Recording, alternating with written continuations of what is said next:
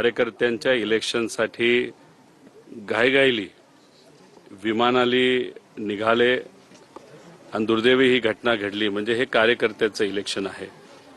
आज प्रचाराचा शेवटचा दिवस, जिल्हा परिषदचा 12 जिल्ह्यांमध्ये या निवडणुका त्या ठिकाणी लागलेल्या आहेत। त्यामुळे मला असं वाटतं की अजितदादा जो विचार पुढे घेऊन जात होते त्या विचाराला पाठिंबा हा नागरिकांनी द्यावा अशी विनंती त्यांना त्या ठिकाणी करतो। आणि राजकीय नेते दादा तर होतेच, अनेक फार मोठं नेतृत्व राजकारणातलं अजितदादा होते।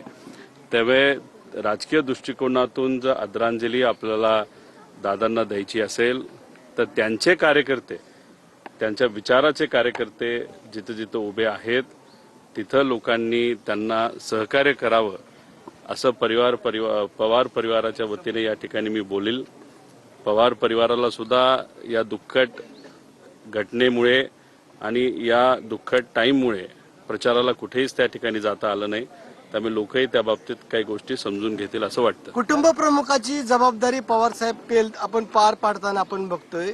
एवढं मोठं दुःख असताना स्वतः पवार साहेबांनी सर्व पवार कुटुंबियांना आपल्या सोबत घेत दुःख कमी करण्याचा प्रयत्न केलेला आहे। आणि आज आपण बघितलं की बैठक झाली आणि अजितदादांच्या स्मारकाची जागेची पाहणी देखील करण्यात आली। पवार साहेबांच्या बाबतीत बोलायचं झालं तर आमच्या परिवारामध्ये पवार साहेब हे नेहमीच केंद्रबिंदू राहिलेले आहेत। राजकीय दृष्टिकोनातून पवार साहेबांचं कार्य मोठं होतं, सामाजिक दृष्टिकोनातून कार्य मोठं होतं आणि परिवाराला जेव्हा केव्हा अडचणी आल्यात तेव्हा पवार साहेब हे भक्कमपणे परिवाराबरोबर राहिलेत। अजितदादा सुद्धा परिवाराबरोबर जेव्हा केव्हा अडचण त्या ठिकाणी आली तेव्हा ते राहिलेले आहेत। आणि आज दादा नसताना पवार साहेबांचं मार्गदर्शन हे जसं पूर्वी आम्हाला मिळत होतं तसं आता सुद्धा त्या ठिकाणी ते मिळतंय। आणि पार्थ असेल, जय असेल, काकी असतील, आम्ही सर्वजण असो, हे पवार साहेबांच्या मार्गदर्शनाखाली व्यक्तिगत परिवारातले कुठले विषय असतील नाहीतर या ट्रस्टचा विषय असेल तर हे सर्व विषय व्यक्तिगत परिवाराचे आहेत आणि सामाजिक आहेत। याच्यात कुठेही त्या ठिकाणी राजकारण नाही। आणि त्यामुळे पवार साहेबांचं मार्गदर्शन आज आम्हाला जसं लागतंय तसं आम्ही त्या पद्धतीने या ठिकाणी काम करत असताना बघतोय। पार्थ, जय, काकींचं आणि सर्वच लोकांचं, आमच्या सगळ्या सर्वांचंच मत आहे की एक चांगलं स्मारक हे अजितदादांच्या नावाचं त्या ठिकाणी असावं आणि त्या दृष्टिकोनातून योग्य जागा कुठली जिथं लोकांना येता येईल, भेटता येईल, बघता येईल, दर्शन घेता येईल। आणि काकांचं काम, अजित काकांचं काम हे 35-40 वर्षाचं राजकारणातलं होतं। त्यामुळे म्युझियम सुद्धा चांगल्या पद्धतीचं व्हावं असं लोकांची इच्छा आहे, परिवाराची इच्छा आहे। मग ते बारामती शहरामध्ये असावं का दुसरीकडे कुठं असावं या बाबतीतल्या सगळ्या चर्चा त्या ठिकाणी झालेल्या आहेत। पुढच्या काही दिवसात योग्य असा निर्णय परिवाराकडनं आणि या ज्या संस्था आहेत, ज्या सामाजिक क्षेत्रामध्ये काम करतात, या संस्थेचे जे सर्व प्रमुख आणि ट्रस्ट आहेत त्यांच्याकडनं पुढच्या काही दिवसांमध्ये घोषणा होईल असं वाटतं। दादा, विलीनीकरणाच्या संदर्भात पवार साहेबांनी स्पष्ट सांगितलं की अजितदादांनी जयंत पाटील यांच्यामध्ये वारंवार बैठका झाल्या, सगळ्या दोघांना नेत्यांना माहित होतं। परंतु आपण बघितलंय की अजितदादा गटाचे काही लोकांनी युटर्न घेतला आणि त्यांनी ही युती नको आणि अशी चर्चाच झाली नाही असं त्या ठिकाणी स्पष्टीकरण दिलेलं आहे। खरं तर गेल्या काही दिवसांमध्ये 28 तारखेपासून आजपर्यंत परिवारामध्ये राजकीय कुठलीही चर्चा तिथं झालेली नाही। आणि आम्ही सुद्धा विनंती केलेली आहे की आम्हाला सुद्धा राजकीय एखादी भूमिका घेणं या दुःखद काळामध्ये भावनिक दृष्टिकोनातून थोडंसं अवघड त्या ठिकाणी जातंय। 9 तारीख होऊ द्या, मग स्पष्टपणे या सर्व गोष्टींकडे आपल्याला बोलता येईल।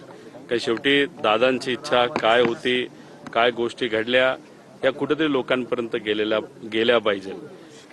युती होईल नाहीतर विलिनीकरण होईल नाही होईल याच्यावर मी भाष्य करणं एवढं मोठा नाही। फक्त हे जे काय राजकीय दृष्टिकोनातून काही आरोप प्रत्यारोप नाहीतर चर्चा जी कुठली या महाराष्ट्रामध्ये सुरू आहे त्यामुळे कुठेतरी दुःख वाटतं की अजितदादांसारखा एवढा मोठा माणूस त्याच्या मनामध्ये काय याच्याबद्दल कुणीच तिथं चर्चा दुर्दैवाने त्या ठिकाणी करत नाही। चर्चा दुसरीकडेच कुठेतरी भरकटत चाललेली आहे आणि त्याला एक राजकीय स्वरूप हे मोठमोठ्या नेत्यांनी तिथं दिलंय हे बघून कुठेतरी परिवारातला एक व्यक्ती म्हणून दुःख वाटतं. नाही, पण आमदारांनी चर्चा सुरू केली की हा सगळा घातपात आहे, तर कसं पाहिलं जातं? हे काय विमानात घडलं, कसं घडलं, हे सुद्धा 9 तारखेनंतर मी स्पष्टपणे आपल्या सर्वांना त्या ठिकाणी सांगेल. जे काय आमच्यापर्यंत माहिती आली आहे, अजून काय माहिती आम्ही मागवत आहोत, कारण एखादी घटना घडल्यानंतर खरंच काय झालं हे लोकांसमोर येणं हे फार महत्वाचं आहे. आणि पवार परिवार म्हणून सुद्धा, नाहीतर एक महाराष्ट्राचा नागरिक म्हणून सुद्धा लोकांच्या मनामध्ये ही शंका असेल तर काही अनुत्तरित प्रश्न आहेत.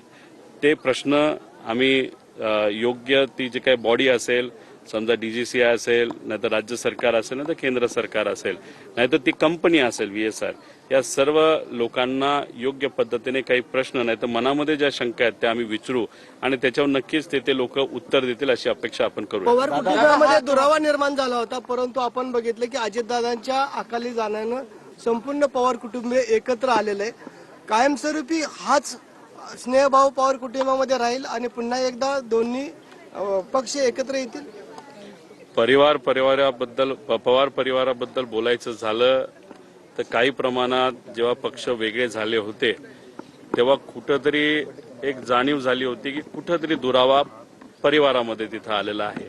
पण नंतरच्या काळामध्ये साहेबांकडनं सुद्धा असेल, सुप्रियाताईंकडनं असेल, अजितदादांकडनं असेल, काकींकडनं असेल, सुनीता काकींकडनं, कारण का हे सर्व राजकारणात आहेत, आणि मग आमच्यासारखे जे पुढची पिढी आहेत याच्याकडनं सुद्धा प्रयत्न राजकीय दुराव्याला कमी व्हावात यासाठी तसे खूप प्रयत्न सुरुवातीला झाले नव्हते. पण परिवार हा एक राहायला पाहिजे, ही आपली महाराष्ट्राची संस्कृती, देशाची संस्कृती, याच्यासाठी परिवाराच्या दृष्टिकोनातून प्रयत्न एकत्रित येण्याचे झाले होते. जसं लग्नाला भेट देणं, सहभाग घेणं, आनंदात सहभाग घेणं, ह्या सगळ्या गोष्टी परिवाराकडनं तिथं झाल्या होत्या. राजकीय दृष्टिकोनातून काय घडलं, कसं घडलं हे 9 तारखेनंतर आपल्या सर्वांसोबत आम्ही नक्कीच मुंडवा जमीन प्रकरणामध्ये पार्थ पवार यांना क्लीन चिट मिळाली आहे. आता राज्यसभेची जागा रिक्त झालेली आहे. आज ह्याच्यामध्ये बातम्या देखील आलेल्या आहेत आणि आता राज्यसभेची जागा रिक्त झालेली आहे. पार्थ पवार यांच्या जागेचा त्या ठिकाणी विचार सुरू आहे का? ती जागा कुठे हेच मला तिथं माहित नाही आणि काय या बाबतीत चर्चा चालू आहे हेही मला माहित नाही. आणि गेले काही दिवस न मीडिया चॅनल आम्ही बघतोय न पेपर वाचतोय, त्यामुळे खरंच काय घडलंय हे आता तरी माहित नाही. पण राजकीय क्षेत्रामध्ये काम करत असताना, कधीही बोलत असताना मोघम बोलून चालणार नाही.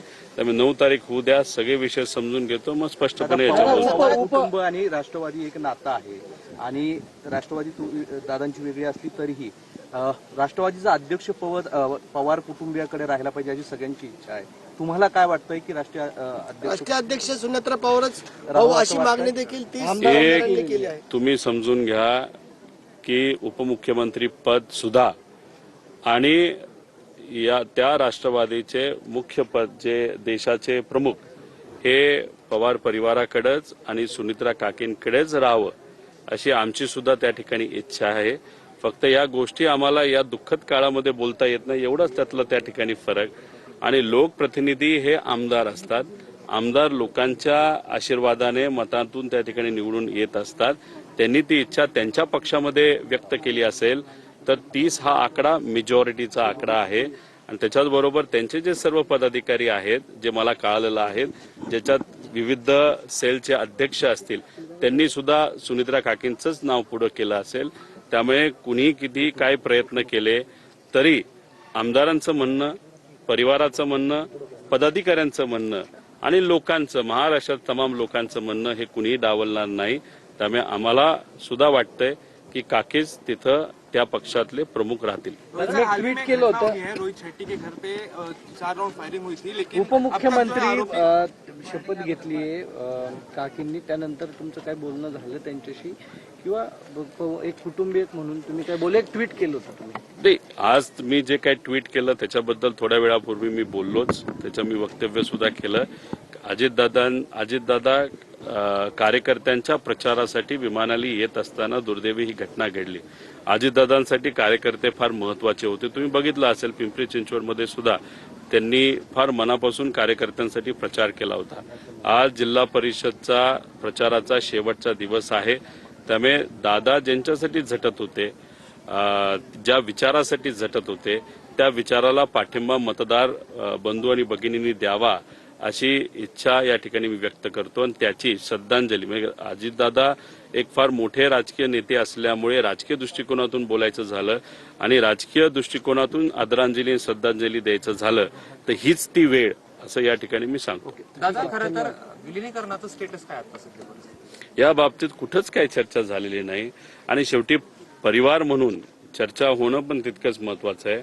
राजकीय दृष्टिकोनातून त्यांच्या पक्षामध्ये जे प्रमुख आहेत ते प्रमुख त्यांच्या लेवलला त्यांचे जे कुठले प्रयत्न असतील ते तिथं करत असतील नसतील हे मला तरी सांगता येणार नाही. पण मला असं वाटतं की एकदा 9 तारीख होऊ द्या, मग परिवारामध्ये सुद्धा आम्ही एकदा चर्चा करून बघू. पण आतापर्यंत चर्चा झालेली नाही. दादा खरं तर तुमच्या समोरच्या पक्षातल्या नेत्यांच्या बोलण्यावरून तरी वाटत नाही की विलिनीकरणाचा मुद्दा ते बोलतात, कारण प्रत्येक जण त्याला बगल देतोय.